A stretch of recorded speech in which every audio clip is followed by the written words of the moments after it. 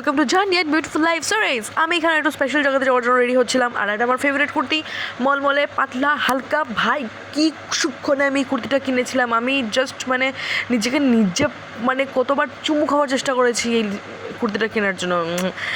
শুনে আজীব লাগতে পারে, কিন্তু তাতে কিছু করার নেই। তোমরা শর্টসটা এনজয় করো।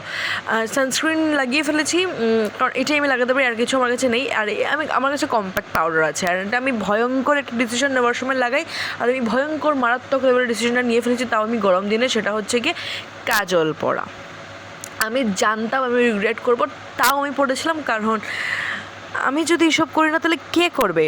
ভালো কাজগুলো তো অন্যরা করবে, আমি তো নিজেই রিগ্রেট ফিল করবো, সেই ধরনের কাজ আমি নিজেই করব। আর আমাকে লিপস্টিকের শেড অনেকে জিজ্ঞেস করে, কেউ ইউটিউবে জিজ্ঞেস করে না, কারণ জানি না কেন। আমাকে একটু ইউটিউবে জিজ্ঞেস করে তোমার রিচটা বাড়ে, কিন্তু সবাই আমাকে পার্সোনালি জিজ্ঞেস করে। অ্যাকচুয়ালি আমি বলি আমি অনেকগুলো লিপস্টিক একসাথে মিক্স করে লাগাই, সেই জন্য শেড বলা আমার পক্ষে সম্ভব না। এখানে আমি রেডি। কোথায় গেলাম সেটা তোমরা পরের শর্টসে জানতে পারবে। আপাতত এই শর্টসে বাই।